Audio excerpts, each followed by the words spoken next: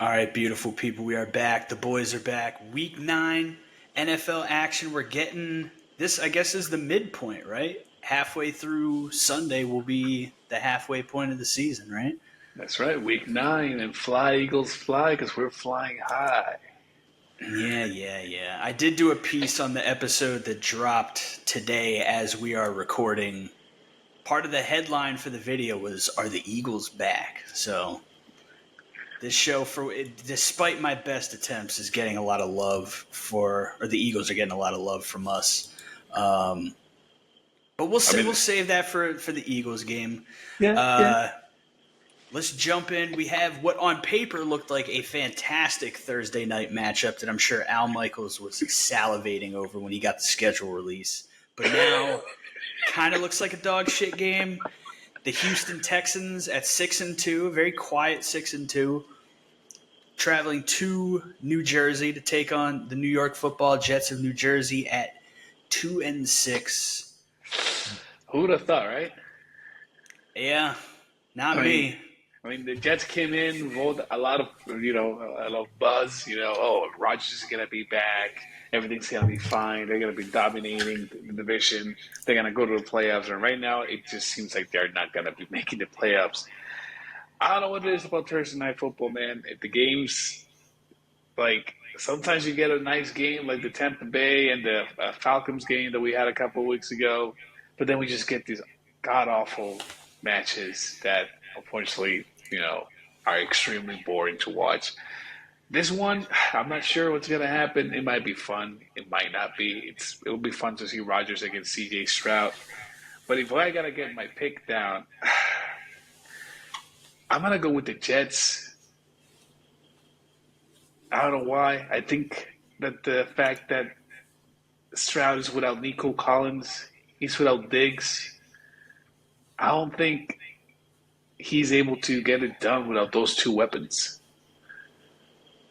Yeah, I was feeling the Jets in this for some reason. I was like looking for reasons why, knowing that there's no good logical reason for it. But I feel like the Jets, they got a dog shit record, but they're playing fairly close games. Like, it's not like they're getting blown out every week. They just have not figured out how to win. Yeah, And they keep dropping passes and missing yeah, field goals.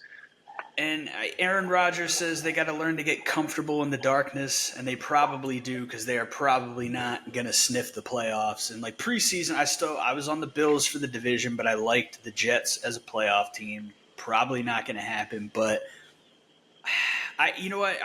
Normally you would, if you make a pick, and I'm waffling, I'd go the other way just for the fun of it. But I think you picking the Jets is making me feel like maybe I was feeling like I'm on to something with that feeling of wanting to go with the Jets because like the roster's just too fucking. Actually, you know what? I'm going with the Texans, and here's why. Oh God, The the roster. fastest flip ever. Listen, it's gonna bite me in the ass. I will probably bet on the Jets just so if I look like an idiot on this show, at least I'll make money off of it. But the Jets roster is super talented. You got Devontae Yeah. Adams. Whether he's still peak Devontae Adams or not, I don't know. But he doesn't need to be because you got Garrett Wilson on the other side. I'm a huge Tyler Conklin fan. I think he's a very underrated tight end. Brees Hall has won me a lot of money, so I will always have love for Brees Hall. We know about the defense. It's just the offensive line is atrocious. Can you mitigate that damage? But the Texans, Will Anderson Jr. and Daniil Hunter, my boy, are wreaking absolute havoc. Will Anderson, I believe, has 7.5 sacks this year. I'm not sure about Hunter, but they're getting insane pressure on the quarterback, and that right now is the weakness of the Jets. Aaron Rodgers doesn't have the same mobility he had before. He's getting hammered. I want to take the Jets, but I think like you bring up a good point. Diggs with the ACL, Nico Collins is still out. Do they have the weapons? They still got Tank Dell. They still got Dalton Schultz. You still got Joe Mixon. But the Jets defense is still the Jets defense, and I don't know how that's going to go. It could be a low-scoring game, but I just Will Anderson Jr. and Daniil Hunter are still healthy, and they are still going to get after the quarterback. And I'm going to pick the Texans because of that. It's definitely going to be a defensive game where it all depends on which defense can do the best work. So it's going to be one of those games that Al Michaels is just going to enjoy a lot. And I say that with the most sarcasm possible. But yeah, I'm going Jets. You go Texans, that's fine. But I think the Jets are going to be able to get it done. And I think they're going to be able to get more wins throughout the season. Like you said, I don't think they're going to make the playoffs because of the start that they had, but I think they're going to be able to at least end the season with a winning record. I don't know about that. It does feel like they're due for a win, which is probably why I was considering them. But I mean, you're 2-6. That's an uphill battle. Like you can only lose 2 more games if you're going to finish above 500, which is possible. They got the talent to do it, but I don't know. It's going to be tough against that defensive front. Definitely. All right, what's next? What's in the in the early slate? All right, we got the 3-4 Dallas Cowboys coming off yet another drubbing, headed to Atlanta to take on the 5-3, as Kirk Cousins always is, on pace for about 10, maybe 11 wins. Atlanta Falcons. Who you like here? Shout out to your boy Adam, by the way. Yeah, he's not doing well. He's not doing well. I got the Falcons, man. They're at home. They're playing well. Kirk Cousins is playing really well. The Cowboys are just broken. They are broken. They don't know what to do. They don't know how to act. They don't know how to return. They don't know how to respond to a winning drive where people score. They just panic. I don't know. It's happened 2 weeks in a row. They're coming back from the bye and they still get the same reaction that they got before. It's not looking good for the Cowboys. They look like a broken franchise, and if they're not able to turn it around, it's going to be ugly for them for the rest of the season. I don't think this is going to be the game where they turn it around. I think the Falcons are going to take this one. I don't know why I'm tempted to pick the fucking Cowboys. Right? It's another team. It just feels like there's no good reason they should end up 3-5. And Kirk Cousins and everyone in the NFC South. It's but year. I talked about it before. Gravitational pull toward 500, and I'm going to pick Atlanta. You can't feel good about picking Dallas right now. The vibes are bad. Yeah. The team is not playing good. You got Trevon Diggs. Did you see the Trevon Diggs thing? Him yelling at the reporter. Yes, I saw that. Nobody brought this up. Nobody brought this up until I was watching the O-line committee, and like there you have former NFL players talking about this. It's not just like media people. And the first thing they brought up is, how did he know what this guy said about him in a tweet at halftime unless he was on his phone in the locker room at halftime looking up what people are saying about him? Like, that's not where you want to be. I got another episode. It's probably going to drop Friday, where I'm going to talk about this with the Cowboys, and here's a little amuse-bouche for that, I suppose. But I've completely 180'd. I've been defending Jerry Jones for years, and I do think he's a good GM. I think he drafts well, he keeps the talent around. But Adam has told me for years, Jerry cares more about the image of the team than winning. And it doesn't mean he doesn't care about winning. It just means he cares more about the image. He cares more about the brand.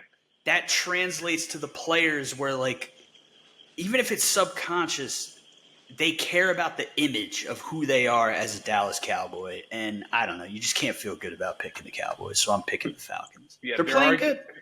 They're arguing with each other in the sidelines. They are at each other's throats. The coach just feels like he's hopeless. Like, he just looks around and he's like, what am I supposed to do now? Like, it's not a pretty situation down there in Arlington and Dallas. Jerry World is not the happiest place on earth right now. So, yeah, Falcons, that's my pick. The Cowboys. I feel bad for Cowboys. Every Cowboys fan I know or come across is not this stereotypical Cowboys fan that they make the memes about. They are just like beaten down, broken people. And I kind of feel bad for them. I mean, that's because they've been beaten down and broken down by decades of maybe being, just good enough to make the playoffs, but not good enough to pass the divisional round. Yeah. All right, next we got 2 5-3 teams. Denver Broncos at the Baltimore Ravens. That's a frisky game that I'm going to enjoy if I get to watch that because my Eagles play on the later afternoon slate, so I might watch that game. Bo Nix is playing extremely well. He's developing really well under Sean Payton. I know you hate him. I mean, it's understandable why people hate him. He's fucking Sean Payton. He's doing such a good job coaching the Broncos team this season where they feel like they actually have something there that might be good, that might develop. I don't think they're going to be able to make as big of a splash this year, but I think that next year maybe the Broncos are going to make a bigger splash. With that said, Ravens just coming out of a bad loss against Browns where they were almost close enough to get that win. Unfortunately, they didn't. Shout out to Jameis Winston. I think this is going to be a bounce-back game for the Ravens. I think the Ravens are going to be able to get it done, and they're going to be able to go up against a rookie quarterback that is still, finding himself inside the system.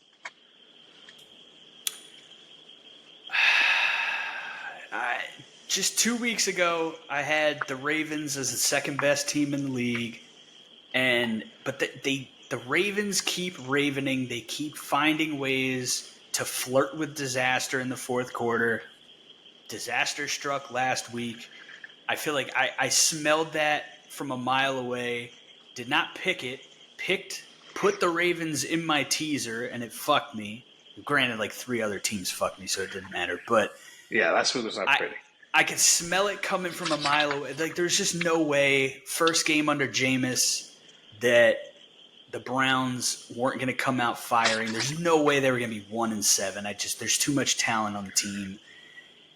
And I was all in on the Ravens this week, and then I heard something about the last time Baltimore did this, that the next week a team came into town and beat them, and they lost 2 in a row, and it was the Denver Broncos. But I'm going to pick the Ravens. Don't fuck this up. Please don't fuck this up for me. I need some dubs here, man. Listen. I they might have been the Broncos, but how long ago was that? It wasn't the Sean Payton Broncos. It wasn't the Bo Nix Broncos.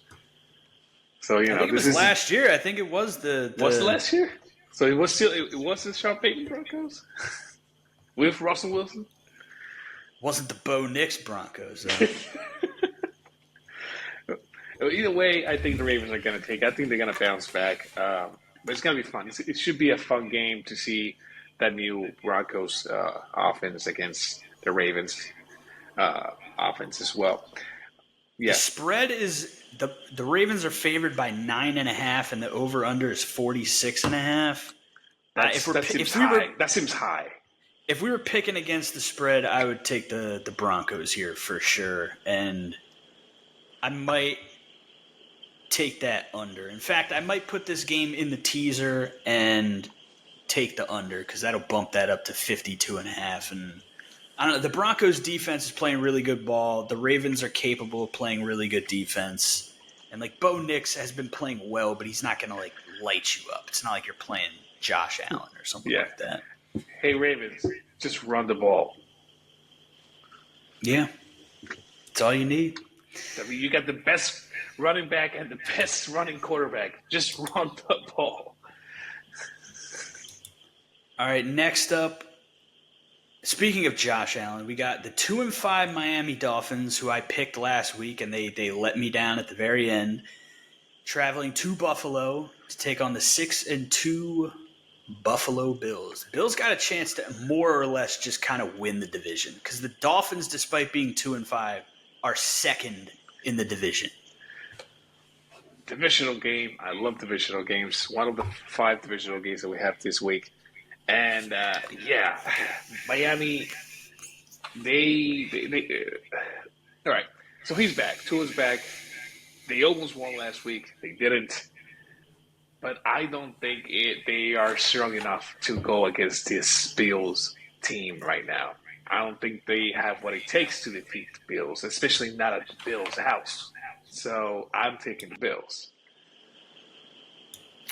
One of Adam's principles of picking games, and he historically over the last decade is probably the best on earth at picking football games, is divisional splits and riding the wave of the schedule and seeing, all right, are they going to split and the home teams win? Are they going to split and the away teams win? Or is it a situation where this team's going to get swept? We know the history, what Buffalo has done to Miami in the last, in the Josh Allen era, even when the Dolphins have been good. And every part of me wants to pick the Dolphins here. And every part of you will be wrong. Every part of you will be wrong. The theme of this episode is me going against my gut, which I will have to hedge on the bets. But I'm gonna pick the Bills. You know how I felt about the Dolphins coming into the year. You know how I felt about the Bills winning the division this year, despite losing the talent they lost on defense, losing the receivers that they lost. But I mean, Josh Allen is Josh Allen. I talked about this on the flagship show that dropped today as a recording. Joe Burrow is kind of playing himself into a position where it's like, is he a quarterback that elevates a team that has holes that needs the quarterback to elevate the team? I don't know. But we could say for sure Josh Allen is elevating that team. Definitely. They don't have they got Amari Cooper now, and it's going to take a little bit of time to get adjusted to that. But numbers don't lie. Numbers don't lie, and Josh Allen has been a blessing for the Bills. Ever since he started playing for the Bills have had a winning record. The Bills have made the playoffs. The Bills have been close to being the AFC champion. So I believe the Bills with Josh Allen are in an excellent position to continue building and continue to thrive and move forward. And I believe that they are rightfully going to run away with that division easily. I mean, they already have. You win this game, you won the division. It's done. You ain't losing this thing. Yeah. And Josh Allen is the MVP. I don't care all these graphics that come out where Patrick Mahomes is not in the top 10 of MVPs, right? He's not even top 12 at this time. All right. Mahomes is not playing well. He's winning. The Chiefs are winning. Even though Mahomes is playing horribly, because their defense is good, because their offensive weapons are good, but he has been playing horribly this year. He's not playing well. Maybe he's just a slow starter. Maybe he'll pick it up later in the season, playoffs. But right now, he's playing horribly. But yeah, enough of Patrick Mahomes. It's the year. Last year, I love Lamar Jackson. I've been a massive Lamar defender. There's still people that say, "Oh, he's a running back." Just shut the fuck up. Josh Allen was the MVP last year. I don't care what anyone says. Josh Allen is the MVP right now this season, and I don't see that changing. Bills by 1 million. Fuck it. Fuck the Dolphins. Bills by 1 million. Tuna fish is going to be canned that week. So, yeah. All right, now we got another divisional matchup. This one that nobody cares about. The New Orleans Saints, 2-6, traveling to Carolina to take on the 1-7 Panthers. I mean, let's be quick without this one. The Saints. That's it. Nothing else to it. Yeah, that's it. Do I need to explain further? It's the Panthers. The worst team in the NFL. They should be relegated to the UFL. Heck, they should be relegated to the CFL. All right? Every week, I want to pick the Panthers, because they got to win another game in here somewhere. I wanted to pick them the week they won, and I laid out why I thought they probably could win, but I'm not going to pick them. And now I'm convincing myself with the same logic I had back then that you can't pick the Panthers. Even if you think they're going to win, you can't pick the fucking Panthers. So I'm taking the Saints. Listen, Bryce Young, not working. Dalton, he's healthy now. He had that accident last week that kept him from starting. For some reason, he's healthy, but now they want to start Bryce Young again. I don't know why. That whole team is not doing well. That whole team is just not a good football team. Nothing against the players. They just, they're not at the level at this time. I'm sorry. It could be a coaching issue. It could be an organization issue. They're just not. They're not a competent football team at this time. So yeah, the Saints. Even though the Saints are not that good either way anymore, because they started hot and now they're just they're 2-6. They've only won the first two games of the season. And that's it. Yeah, I mean, I tried to tell him, you always got to pump the brakes on the Saints, the Dennis Allen, Derek Carr Saints. Derek Carr says he's coming back soon, but he also says he's not a savior. So that's not really inspiring much confidence. I ain't spending any more time talking about the fucking Carolina Panthers, so we're going to move on. Yes. 2-6 Las Vegas Raiders, 3-5 Cincinnati Bengals. Who you got? Oh man, the Bengals, such a great team. Joe Burrow, such a great quarterback. Jalen Hurts sucks. Jalen Hurts can't handle Joe. He can't be at the level of Joe Burrow. Guess what? We fucking beat them. But with that said, Bengals all the way. Raiders, a mess. They started frisky. Now they're just, what the fuck am I watching? So Bengals all the way. Yeah, I'm with you. I'm on the Bengals. Last week I was on the Eagles, but it did feel weird thinking the Bengals are going to fall to 3-5. So they're going to bounce back. The Raiders are one of these teams at the bottom. There's only a game separating these two, but I think most people would have a lot more confidence in the Bengals right now. They just have more talent, more weapons, and listen, the Eagles are a good team, and they got beat by a good team, and they got beat down by a good team. The Raiders are not a good team. The Bengals will beat not a good team. That's all I got to say about that. Prediction. Jamar Chase is going to have a good game. So, keep an eye on those numbers. Listen, I've talked shit about Jamar. Not that he's not a great player, but he loves talking about how he's the best in the business, and we all know that's Justin Jefferson.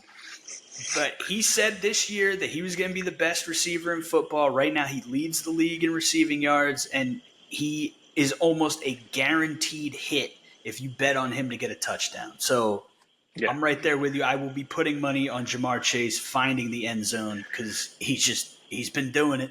Can't take it away from him. Not betting advice, but, put your money on Jamar Chase. All right, next up.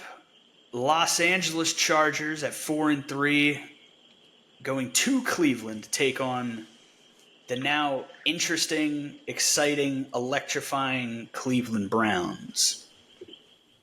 Chargers. That's it? Just Chargers? Listen. Jameis Winston he's an inspiring guy that can pump up a team and make sure that you go toe to toe with the best teams in the league. He did that last week against the Ravens. But with that said, I don't think the Browns can handle that Chargers defense right now. That Chargers defense is playing really good football right now. They are not scoring a lot of points, but they are making sure that you're not scoring a lot of points either. And I think with that said, I think they're able to dominate that offense in the Browns side. So on that side of the ball, I think they have the advantage, and I always said the defense makes champions, so I'm picking Chargers. You heard it here first. Never before in the history of football, defense wins championships. I'm with you. I'm on the Chargers. Listen, the Jameis Winston experience, it's up and then it's down. And then you go up and then you go down. And then you go up and then you go down. He's going to throw 3 touchdowns and 300 yards, and then he's going to throw 3 interceptions the next week. He almost threw the game away against the Ravens. He hit Kyle Hamilton in the chest. If Hamilton holds on, the Ravens win that game. So I think last week it was up. It was peak Jameis. That first game with the new quarterback coming off all the Deshaun Watson bullshit, they can kind of just take a sigh of relief, put it all behind them. We don't have to deal with that anymore. We don't have to deal with should we bench him, should we not bench him. Is it the coach's decision? Is it the owner's decision? They don't have to deal with any of that shit. But it's Jameis Winston. He's going to throw 30 touchdowns, and then he's going to throw 30 interceptions. So like you said, with the Chargers defense, they're playing good ball right now. A Jim Harbaugh team, they're going to be disciplined and try and pay attention to the details. They should just take Jalen Reagor off the field because he, no matter who's coaching him, is not going to be paying attention to the details. But I'm on the Chargers. They get to 5-3. get back to where they need to be on a good pace to try and get into the playoffs. And for the love of God, Browns, do not try to injure the Chargers quarterback. Do not try to injure him because that offensive line, they have his back. Do I have anything else to say on this? No. Go Chargers. I feel bad for the Browns fans, but listen, Chargers fans have dealt with some shit, man. Every year, they like no team gets injured more than the Chargers. No team deals with more just like goofy, bizarre bullshit than the Chargers. So let them make the playoffs. Let's see how Herbert can do in the playoffs with an actual football coach. He's doing great. He's doing great. I think the team is looking great for a rebuild team, because that's exactly how the Chargers are right now. They are doing great. So they have a good record. Right now they're 4-3. So I think Harbaugh is doing a great job with that team. I think they're doing well, besides the injuries and all the things that have happened. So I have faith that they're going to be able to make the playoffs and at least have at least a little bit of fun there. So. Yeah. Ladd McConkey was making plays. He had that one. He had like a jump ball touchdown. It's like, why are we throwing a jump ball to Ladd McConkey? And the defender just was watching it coming. Was trying to box him out and just didn't jump. And Ladd McConkey just.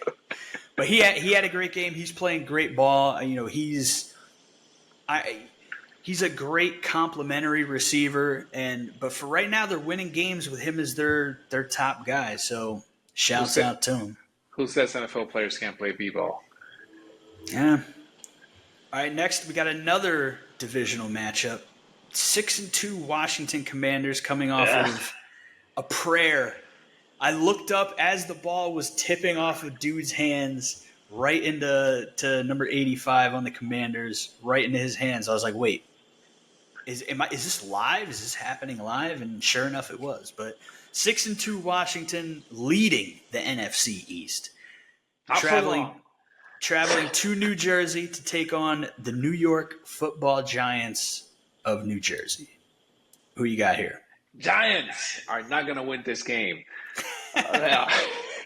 Of course it's going to be the Commanders. They're playing amazing. Jaden Daniels is playing great. He did not have the best week last week. Let's be honest. That Hail Mary was there was a football gods in action right there. That was not a display of talent. The ball was not in the end zone. It got tipped. The guy was just right there. I don't know who 85 is, but he was right there at the right time. Noah Brown, I believe. Yeah, so he needs to chill on the I'm him, that's how I do. Because, hey, dude, come on. It's a Hail Mary. You got it done. It was a lucky shot. Good for you. You guys won. That's excellent. Slow down. I know this is coming from an Eagles fan, so it feels, like I'm just being, salty little bitch. But at the same time, slow it down. You're doing well. You're ahead in the division. You're in just keep playing good football. You will do fine. You will do just fine.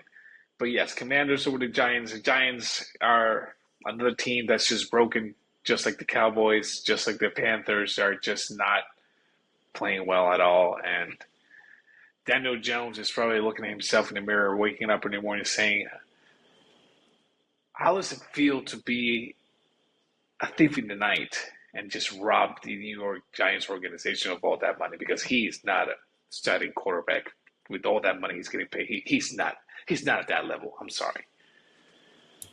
He's almost at the point where you kind of wouldn't even want him as your key backup. But listen, Jaden Daniels is him. Jaden Daniels is like that. Jaden Daniels, if you're watching, talk your shit, baby. Talk that shit. Because he's backed it up. The only key for me here, I'm going to talk about this on the special bonus episode and I texted you about this last night. And I had this revelation that Patrick Mahomes is having a down year. You got some quarterbacks doing some great shit elsewhere. Josh Allen, to me, MVP. But the best player in football is Dexter Lawrence. Oh, Dexter, yeah. Dexter Lawrence. Sexy Dexy. This man leads the league in sacks. This man has 9 sacks. 9 sacks in 8 games, not just as a defensive tackle, as a nose tackle who, by the way, also leads the league in double teams. He has been double teamed more than any other defensive lineman in football, and he leads the league in sacks with two dynamic edge rushers on the outside getting single fucking coverage or getting blocked man up because everyone's focused on sexy Dexy, and he leads the league in sacks. So I looked up because I know the whole thing with Jaden Daniels coming in is he gets hit a lot, he takes a lot of hits. You need to protect him. Washington last year, the last couple years with Sam Howell, they just have been awful at pass protection. But this year, very middle of the pack. Very middle of the pack. They've allowed 18 sacks in 8 games, which is not terrible. Only 95 yards allowed of sack yardage, which is, I believe, top 10. So I got to go with the Commanders here. They're playing too well. The Giants can't do shit on offense, and as great as Dexter Lawrence is, as good as those edge rushers are, they got problems on the back end. And I don't think that they're going to get it done here. Since you're looking at numbers, can you look up Jaden Daniels' numbers from last Sunday? How many touchdowns? How many passing yards? I assume he only had the one touchdown because there was only one touchdown in the game. But I assume the numbers were not fantastic.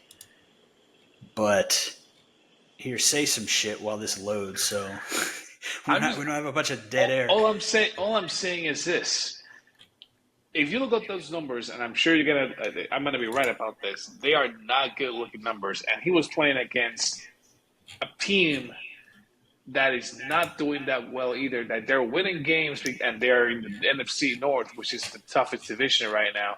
But they are still a rebuild team with a rookie quarterback as well.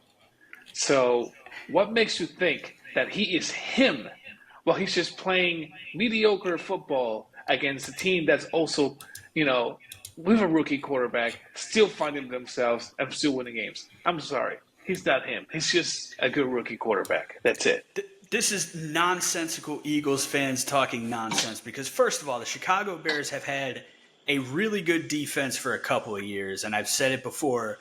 They're a team with championship defense potential. They are that caliber of a defense. So, no, this is not a rebuilding defense. It's not even a rebuilding team. They got talent all over the place. It's just they have a rookie quarterback. But Jaden Daniels' numbers, 21 for 38, 326 yards passing, 1 touchdown, no interceptions. I don't see fumble stats on here, so I don't know if he had a fumble or not. But I believe he did. Again, not lighting the world on fire, but again, the Bears are a damn good defense at the very least. So I don't hold this against them at all. I'll just act like it's just the fact that I'm an Eagles fan that I'm saying all this stuff. That's fine. Either way, well, did I give my pick? Yeah, the Commanders. Yeah, they win this game. Next up, we got another clunker that I probably will not pay much attention to. New England Patriots, 2-6, going to my preseason sleeper pick, the 1-6 Tennessee Titans, clinging to the hopes of hitting any of my bets. Probably not going to happen. Who you got here? Listen, there's no fun in watching the Tennessee Titans if Will Levis is not there to just make a complete fool out of himself for our enjoyment. All right? So I don't blame you whatsoever for not paying attention to this game. I'm not going to be paying attention to it either. But with that said, remember what I said that the Patriots were frisky this year? I think they're starting to get frisky again. I'm going Patriots. Yeah. Well, you're wrong because the Tennessee Titans are going to win this game because their defense, despite getting absolutely just throttled by the Detroit Lions, which is not a shame on anyone's record. The Detroit Lions are just that good. The Vikings holding the Lions to 31 points may have been the best defensive effort for any team this season. When you look back at the last 4 games of the Lions, they had 52 points at the end of the third quarter, and they decided, you know what, we don't need to score anymore. That's what happened. You cannot stop the Detroit Lions. It's not physically possible. So I'm not going to hold that against the Titans. They got a lot of pieces on the defensive side of the ball I like. The Patriots' offensive line, still not great.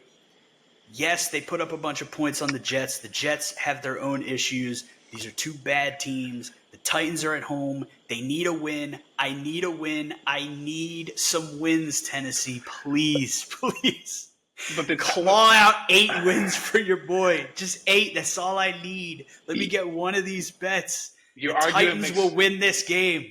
Your argument makes no sense to me. You said the Titans are going to win because their defense is good, but you just said that they beat the Jets, which you earlier said that the Jets have one of the best defense. So what is it? Are the Jets defense not as good as the Tennessee Titans defense? No, the Jets have a talented defense. They haven't figured it out yet. And you were the one that picked the Jets. I picked the Texans. So my argument is sound. I'm talking about the argument here in this instant, in this game. It was a divisional game. You got to throw the records out the window when it's a divisional game. You got to throw the rankings out the window. All right, you got me. And what's Drake May's status for this game? Because Brissett came in, did he not? I believe he's playing. I don't think he's in IR. Can you check that? But either way, what's today? Today's Wednesday, so we're only going to have – oh, no, we should have the – oh, my God. Let me see if I can pull up the injury report. IR news today. But either way, I like the Titans in this game. I don't have any confidence in Brissett, and May has played well, but – a rookie defense, they got a solid front in Tennessee, and again, I need this win. Just get the win. That's fine. I understand. I know the feeling because even though I picked the Commanders, I want the Giants to beat the Commanders. So yeah, I feel you. I got you. All right, so that's all the early slate games, right? You got Saints, Panthers, Commanders, Giants, Dolphins, Bills, Chargers, Browns, Patriots, Titans, Cowboys, Falcons, Raiders, Bengals, and Broncos at Ravens. You are correct. A lot of games that are not that impressive on paper. So we'll see what happens there. Usually we got a bunch of great games in the 1 o'clock or 10 a.m. if you're where I am window, and then like you're lucky if you have a non-Chiefs game that's interesting for the late afternoon games. But here I think we got a pretty nice selection of games. The first one I'm going to pinpoint: Chicago at 4-3. Going to the desert to take on the Arizona Cardinals at 4-4, coming off a last-second win, a nice win. That will be an interesting game. That will definitely be an interesting game because you got that rookie quarterback. You got the Arizona Cardinals who are starting to get frisky as well. That division is still wide open, the NFC West. So with that said, I believe the Chicago Bears are going to win this one. I'm with you. This is a tough one to pick because they're both kind of like – they're in the same level. Yeah, they're in the middle somewhere. They're both capable of being pretty good. They're both frisky teams at the very least. The Cardinals are at home. They got a little more momentum, but I'm with you. I'm on the Bears. I think the Bears just have a little more talent. I would like to believe that they're going to want to bounce back after the Tyreek Stevenson incident on the Hail Mary last week. And it would be bad for me as a Vikings fan if they win. So I'm just going to assume that that's what's going to happen. So I'm picking the Bears. I think the defense is too good, and they got weapons on offense. Any news on Marvin Harrison Jr.? Maybe. Let's look it up and see. I haven't seen anything all week, so that's why I'm asking, because maybe I missed something, but I haven't seen anything all week from Marcus. All I see here is not satisfied after breakout performance, wants consistency. Marvin Harrison Jr. took over versus Dolphins. It may just be the beginning. So that's old news. Well, that's 3 hours ago and 1 day ago. So that's what we got. All right, whatever. Then he might be playing. He might not be playing for the Cardinals. I think it sounds like he's playing. Yeah, I want him to develop, but I don't think he's going to be able to play and win this game for the Cardinals. So, yeah, Bears. All right, now we got your boys flying high. Eagles fans, once again, they're a dream team. They're going to the Super Bowl. They're the best team in football. There was never a doubt. Sirianni was always our guy. Never a question. The Eagles 5-2 hosting the 2-6 Jacksonville Jaguars. They've earned their name back. See, I got a haircut too. It's not that, it's not a buzz cut like Sirianni got, but, 3-0 since the Sirianni bus cut. So yeah, of course I'm picking the Eagles. If they're my team, I'm just gonna pick them. With that said, let's be honest. The Jaguars are not doing that good this year. They're 2-6, like you said. They're a rough patch. They're not playing well. Something's not clicking. There's no chemistry there. Uh, Dougie P might be on the hot seat. So I don't know. Uh, it's gonna be tough to see Dougie P back in Philly and just be on the opposite end of the field, especially since the history of Dougie P in Philly. But yeah, Eagles all the way. I don't think this is gonna be a hard game for the Eagles to win.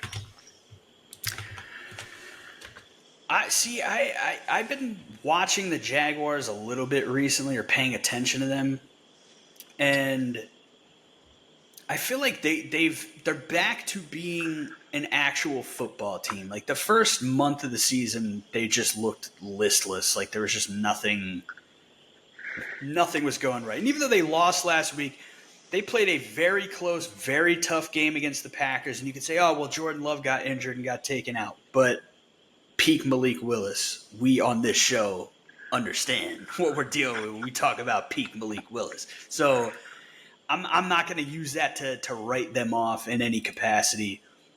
I like this as a close game. Let me see if I can pull up the spread here.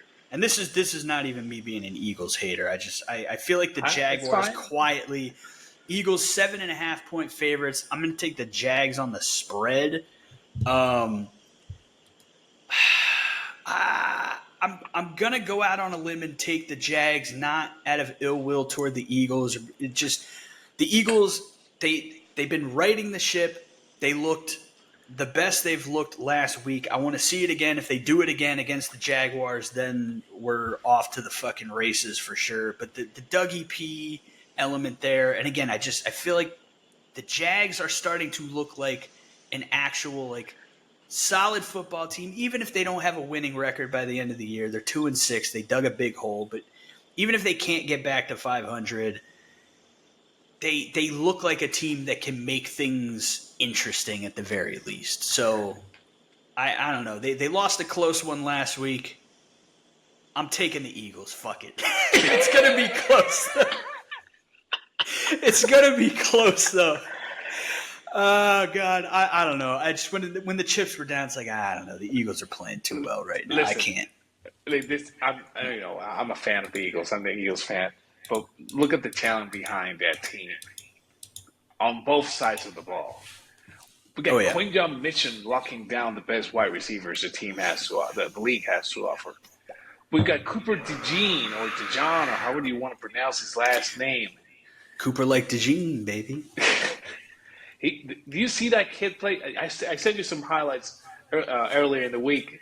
Do you see the way that kid was moving on that sideline and just making sure that he's locking down these guys and that stop on fourth down? He was such a good player. He killed it. He definitely killed it. Then we got our secondary. We got Slay got injured, and then Rogers came in. He tipped that ball over, and C.J. Gardner-Johnson took it. The defense is playing fantastic. Vic Fangio is doing a great job with adjustments. We struggle in the first half. We still haven't scored in the first period. But once the halftime comes, Fangio just makes these adjustments. It sets our defense into the best possible positions and just makes sure that we lock it down. And they have the talent to do it. We might need a little bit more help when it comes to the edge rushers. We haven't have that much luck with that. Bryce Huff is still, trying to get it sorted out. He's only had one tackle, maybe one sack. We still have Carter. We still have Davis. We have Sweat still kicking it in. We have Brandon Graham, the veteran, Mr. 202. He's doing great. So that's a great defense. And then we have the offensive line. We have quarterback Jalen Hurts, who people kept saying that, oh man, he's not good. He's whatever. He played so well. He looked like 2022 Jalen Hurts in that last game. He ran the ball. He got touchdowns. He was passing great. Deep balls in to Devontae Smith. And then we got the wide receivers. We got AJ. We got Devontae. We got Saquon, who can play both quarterback and even run. wide receiver routes. I have all the faith in the world that the Eagles can beat the Jaguars, even though it pains my heart to see Doug and P lose. Yeah, I'm on the Eagles. There's too much talent on the defensive side of the ball. I think you got to like a team that consistently is showing that they're better in the second half than the first half and making those adjustments. It just shows that, like, whatever you're throwing at them, they're going to be able to make some adjustments to it. And to the Jalen Hurts point, the Jaguars defense is fifth worst in the league in opposing quarterback completion percentage at 70.4, second worst in the league in yards per attempt at 8.1. So, and they've allowed 17 passing touchdowns and they have just 2 interceptions. So Jalen Hurts should be able to feast in this game. Obviously, A.J. Brown, Cyborg, Devontae Smith, absolutely fantastic. So they should be able to get it done. I'm now questioning my spread pick of taking the Jaguars because now on paper, again, the Jags dug a big hole for themselves, so these numbers are a bit skewed. But yeah, I don't know. Got to go with the Eagles. Like you said, the Eagles got to just pull out another performance like they did against the Bengals and just continue. And my bad. But yeah, like I said, the Eagles got to play as good as they played against the Bengals, and you just got to continue moving up and just getting that momentum and keep riding that hype train. But at the same time, don't get too confident. Keep that hard struggle. Make sure you do the right thing. Make sure you read the adjustments. Make sure you have the eyes on the ball at all times. So yeah, I think the Eagles are going to be fine this week. I just hope that we're able to get a dominant performance just to make sure, yeah, what happened last week was not a fluke. All right, we got 2 more late window games here. 2 more divisional matchups. I'll go with the lesser records of the 2 first. The 3-4 Los Angeles Rams, they got their weapons back. Cooper Kupp, Puka Nacua got a big win last Thursday, which means they get extra time to prepare for the game. Headed to Seattle, the 4-4 Seahawks, who are on a massive downward spiral right now. Who you like in this one? I think they bounce back. I think they see how the Seahawks bounce back at home. You know, they got knocked out at home last week against the Bills to the point where the stadium sounded like it was a Bills stadium with that many fans that were in that stadium against them. But at the same time, I think the Seahawks are going to bounce back. I think the Rams, even though they have their wide receivers back, they're doing well. I don't think they are able to overcome that stadium like the Bills did. Excuse me. You're mute. I'm on the other side here. As much fuck the Rams fans. I almost got into a fist fight outside the stadium with some jackass, but they can pretend like they're fans. They're not. And if you weren't rooting for them when they were in St. Louis, I don't want to hear from you. But I like the Rams. The Rams are a very chic pick for a lot of people to if not get to the Super Bowl, to have some kind of run, maybe win a playoff game or 2.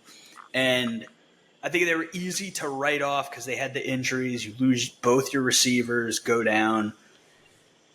I like the Rams here. The Seahawks have not looked good. You got guys fighting on the field, not against the other team, fighting each other on the same team on the field, fighting each other again on the sideline. The vibes are not good. Geno Smith's walking off the field just like berating people after every series.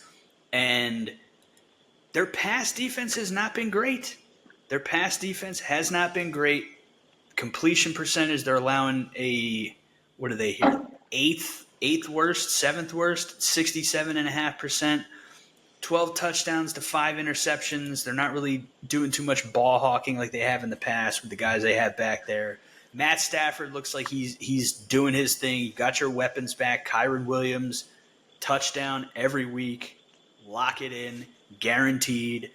The Rams, they're on an upward swing.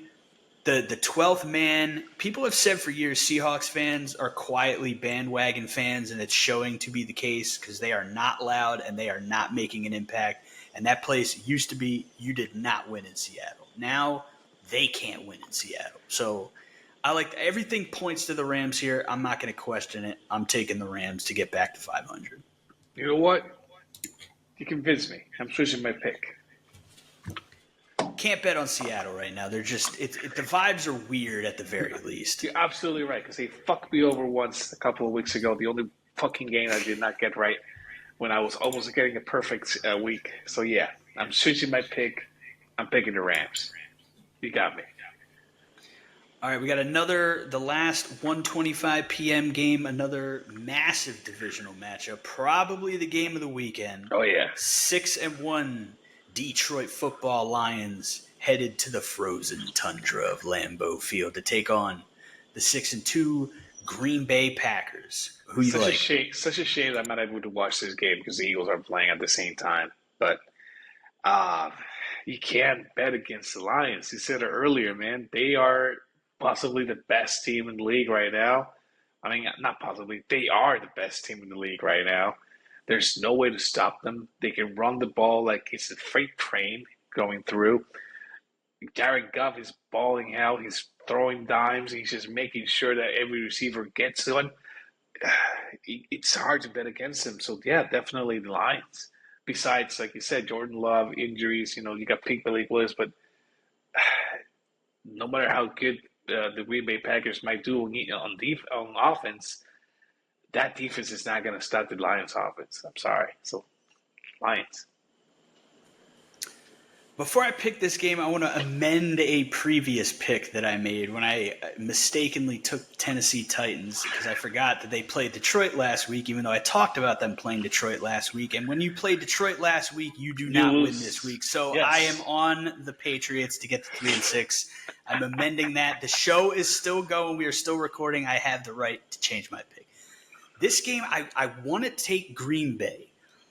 And I can't, it's tough to pinpoint why specifically. I did a full breakdown on why nobody can beat Detroit but Detroit if they decide to get too cute. And for some reason, this feels like a game Detroit is going to try some cute shit late, and it could bite them. But it's happened in the past. I don't know what Jordan Love's status is. He says that he can play without practicing all week, so it sounds like he's not going to practice this week. And obviously, Pete Malik Willis is an MVP candidate. Let's not get it twisted. But with that up in the air, I can't lean into my gut that Green Bay is going to win this game. I do. A significant part of me thinks Green Bay is going to win this game, but I'm not in a position to pick against Detroit, so I'm going to take Detroit here. It's hard not to. It's really hard not to pick Detroit. I mean, they're biting ankles and kneecaps down. Like they're just making sure that everybody goes down while they could be forward. So, yeah. It should be a fucking slobber knocker. I'll tell you that much. I hope Jordan Love plays and he's healthy enough to play and is good to go because I want to see this like the only thing that will make dynamic matchup. The only thing that will make that game better if Jordan Love plays is that it just suddenly started snowing. Yeah, for sure. That's it. That's is the it only too thing early? It's Green Bay. It'll be November. It can snow, baby. Let it snow. That's what we need. We need it. Detroit and Green Bay in the snow. Oh, fantastic. You got to love it. I personally hope they both lose. I don't know how that's necessarily possible, but whatever. Regardless. Speaking of my own personal interest, we are now on to NBC Sunday Night Football. Waiting all day for Sunday night, baby. You got the 4-4 Indianapolis Colts making a quarterback change, going back to footsteps Flacco, reviving the Flacconaissance yet again to take on my 5-2 Minnesota Vikings, coming off 2 losses in 5 days. But again, like the Rams, they got the extra few days to prepare here. Now, you didn't know which quarterback it was going to be, but they make the announcement on a Tuesday, I believe. They made the announcement. Yeah, yesterday. You got a few days to prepare for Flacco, and I'm sure they're a team that does their due diligence. And either way, Brian Flores is going to just send literally every fan in the stadium in a blitz package. So I don't know how much it necessarily changes what his approach is going to be. But Colts, Vikings, in Minnesota, in the bank, in the vault. Vikings feel like they need a win here. Get off the slide. Who you like in this one? I like the Vikings. I mean, I still don't understand why the Colts went back to Richardson. He clearly is not it. Flacco, even with his age, even though he's a veteran, he has shown in the past that he still has it. They should have stuck with Flacco. They should have benched Richardson and said, hey, look what this guy's doing. Learn from him. We'll teach you the fundamentals. Just make sure that you learn from what this man is doing on that field. And we'll keep working on you while he's balling out. With that said, like you said, Minnesota has lost the last two games. They were undefeated a couple of weeks ago until those last two losses. They need to win this game. They want it more, so they definitely gonna get it. They're at home. Great place for them to get it back. They're gonna dominate. That's my prediction. Well, I hope you're right. As is custom, I will not pick this game, although I will let you into the mind of a psychopath.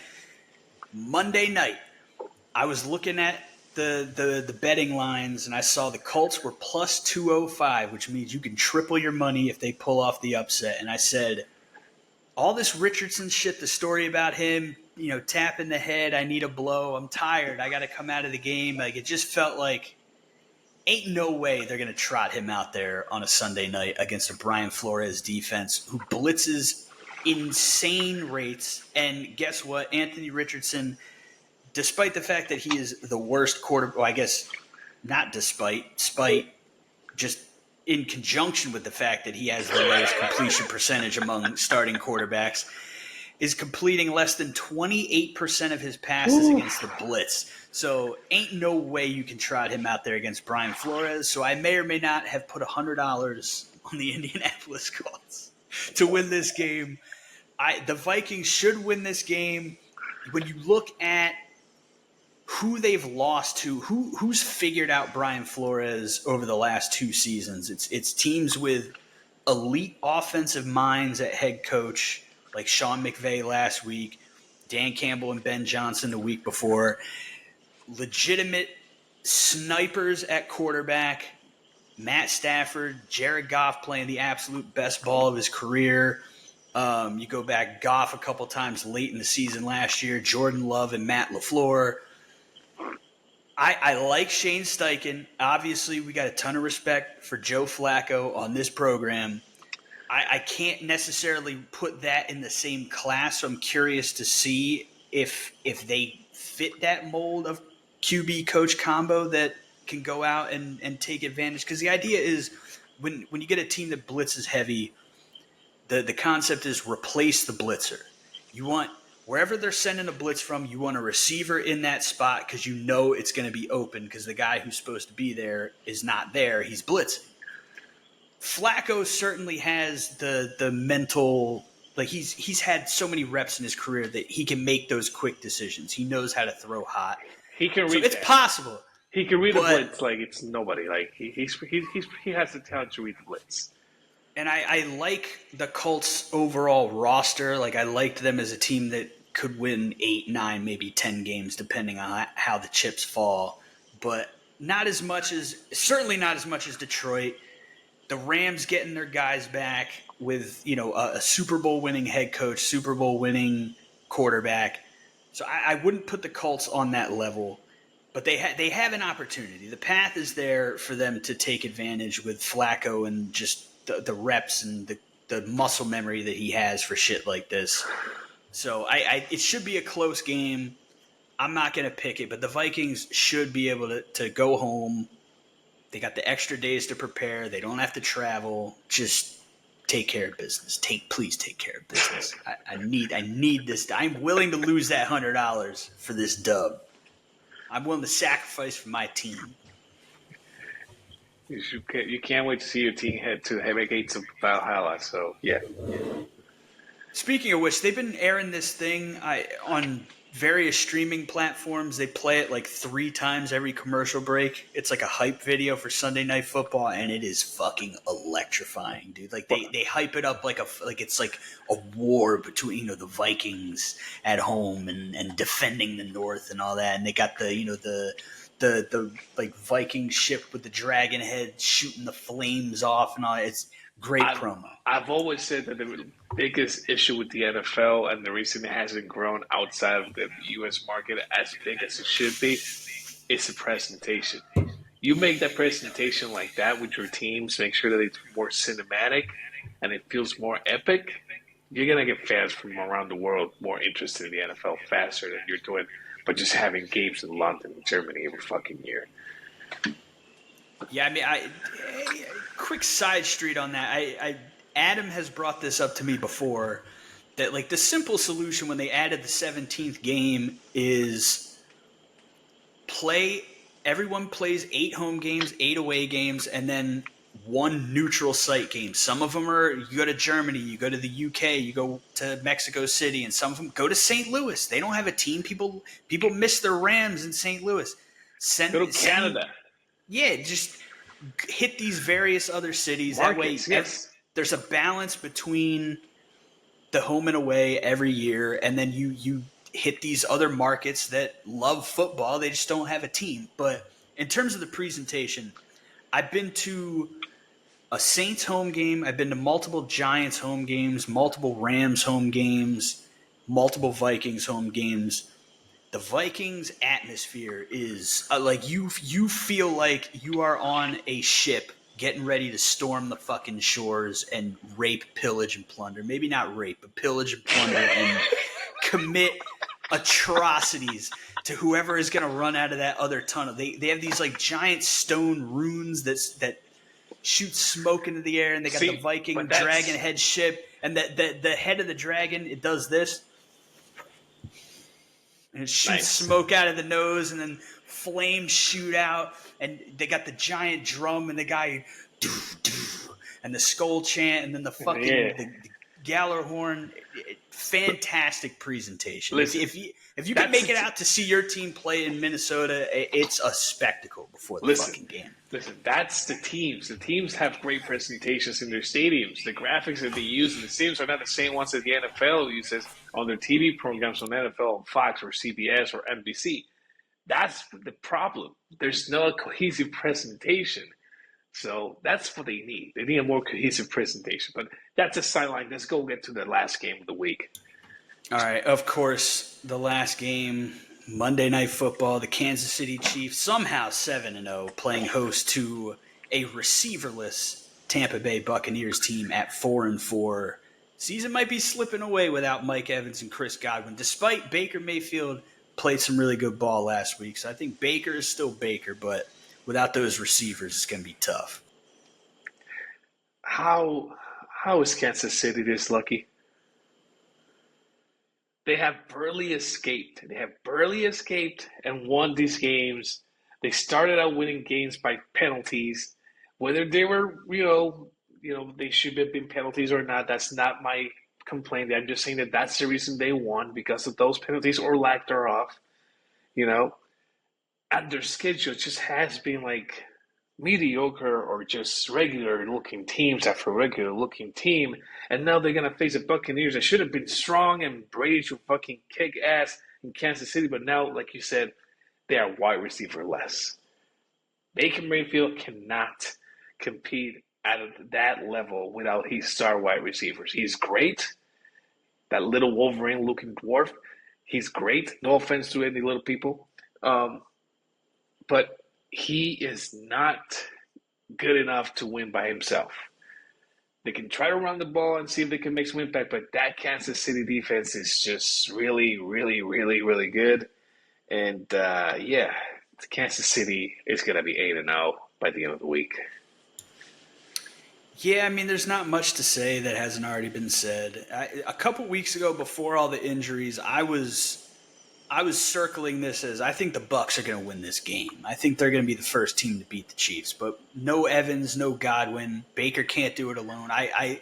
They're starting to get the run game going a little bit more this year than they have in years past. The addition of Bucky Irving has been great, but there's not enough weapons. You're going up against the Chiefs are winning because of their defense. So you have an injured offense. You're going up against a defense that can handle you possibly even at full strength. And, like, Patrick Mahomes is not playing well. Patrick Mahomes is not an MVP candidate. Patrick Mahomes still has more interceptions than he has touchdowns, but it's not going to last the whole season. Like, he's going to get back to some level of form. And then in the playoffs, all bets are off. But I don't see any way short of Kansas City's bus derailing off the highway on the way to the game that Kansas City is going to lose this game. I just don't see it. Eh, they're at home, so there's no bus. No, they still got to take yeah, you're right. They drive to the stadium, don't they? Well, all right. So, some teams do before home games. They force the team to stay in a team hotel, even if they're at home. So I don't know how they do it. So it's maybe, Kansas, but it's Kansas. It's spread out. Maybe you're right. Short of it's Missouri, but short of a meteorite hitting Kansas City before the Bucks get into town, I don't see any way that they're going to win this game. I had no idea they were playing in Missouri, just to be clear. Kansas City, Missouri. Come on. It was Kansas City, Kansas at the same time. Kansas City ain't Kansas. There might be a... Kansas City is divided, I believe. No, isn't it? Am I thinking about another city that's divided between two states? I don't think so. All I know for sure is it's Kansas City, Missouri. I'm pretty sure there's a city that's divided into two states, and that is Kansas City. Look that shit up. No, it's not it? Yeah. I mean, it's like right at the border, but it's Kansas City, Missouri for sure. You're getting a geography lesson here today on Noob football picks. In my defense, I'm from Puerto Rico, and I barely know the 78 municipalities on this fucking island. So yeah, Puerto Rico is part of the United States, brother. You're an American. I am an American. You should know these things. I am an American, and I know.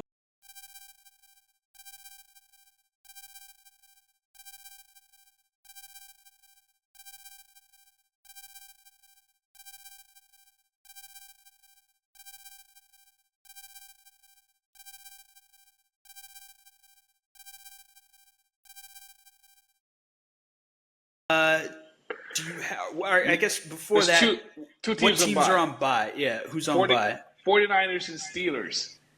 49ers need this bye week. They need to get better. They're riddled with injuries, even though their record's not that bad. You know, there's second place. I just first place or second place in the division. I can't remember really well. Technically, the Cardinals are by a tiebreaker in first place, but they're tied, same record. So there's still hope for them. You know, they just gotta get healthy.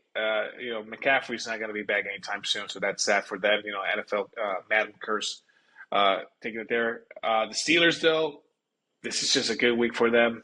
They've been winning. They've been playing well with two different quarterbacks. Get some rest, Steelers. You're gonna need it for the next couple of weeks. As your schedule, I believe, is a couple of tough games coming up. So yeah, that's the two teams on bye. Both teams benefit from the bye. That there's no momentum that's being stalled here. The Steelers, like I said, they're winning, but you know they can use the rest. Yeah, I think it's definitely a help for the Niners. Like you said, they're beat up, and just even if you're not going to get guys back from injury, you know you get an extra week to rest. It's a good middle of the season bye, dead center. So I feel like. Most teams want like week 9, week 10, week 11 buys. Niners can still make the playoffs. They just gotta keep winning games despite the injuries. They need to win the division. I don't think this is hard, but if the Cardinals keep playing at the rate that they're playing, they might just keep them around for the money. So stick. I hate the Niners, but guys, Niners fans, Niner game, what do you want to call it? Niner faithful, whatever. Just keep your faith in the Niners. I think they're gonna be fine. Yeah, they're working back. And to the Steelers' point, their next two games they got at Washington. Yeah. And then they play host to the Ravens. And then 2 weeks after that, they're at Cincinnati. 2 weeks after that, at Philadelphia. So they do it. Their schedule is going to tough up here pretty soon. So they've built a nice ground foundation for themselves at 6-2. But they got the Ravens twice, they got the Bengals twice, they got the Chiefs, they got the Eagles, they got the Commanders. So it's going to stiffen up. So this might be a good spot to pause, self-scout, rest up a little bit, and then see if you can carry that momentum into the back half of the season. I do want to talk about last week. Go ahead. Last week, my record was 11-5. Only games that I got wrong were obviously the Vikings and Rams, the Ravens at Browns, Jets at Patriots, Bears at Commanders, and the Cowboys at 49ers because I, for a dumb reason, picked the fucking Cowboys. Yeah, we can't pick the Cowboys anymore. I think that's the lesson learned today. Kansas City is in Missouri, and we cannot pick the Dallas Cowboys until they figure it out. Do you have any other non-pick predictions that you want to make this week? Keep an eye out on the running game with the Buccaneers. I don't think Baker Mayfield is going to be passing the ball that much with that game against the Chiefs. So just, keep an eye out for the running backs. I think they're going to have some big numbers if they're able to overcome the Chiefs' defense. Well, that's a tough task because the Chiefs are allowing the second best yards per carry in the league, only 3.5 yards per carry, and they've only allowed 4 touchdowns on the ground thus far this year. Just hear me out. You'll see. All right. I do like me some Bucky Irving, so I'd like to see him do his thing. Yeah. Also, I think this is going to be the week where Rodgers and Adams finally get that chemistry back. So, yeah. Devontae Adams anytime touchdown is what I just heard right there. Not sports betting advice. Not at all, but, he's going to get a touchdown. Any other burning points, any other things that you're dying to get off your chest to our massive audience listening and watching at home? I've been thinking about this. There's a lot of bad teams this year. Yeah. Like, not bad in terms of just bad, just that they are not winning games. And it's really, really interesting because it is not what was expected at the start of the season. People were expecting the good teams to be good and the little bad teams to be bad. And then, the rest of the leagues just keep fighting for the playoff spot. But this year, look at their records here. Saints 2-6, Jets 2-6, Giants 2-6, Dolphins 2-5, Patriots 2-6, Browns 2-6, Titans 1-6, Raiders 2-6, Jaguars 2-6.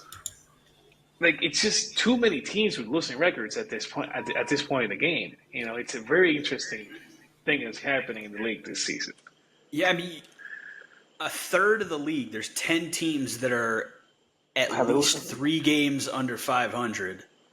11 teams that are at least 2 games under 500. I think it's interesting because you have a pretty healthy bottom of just dog shit teams.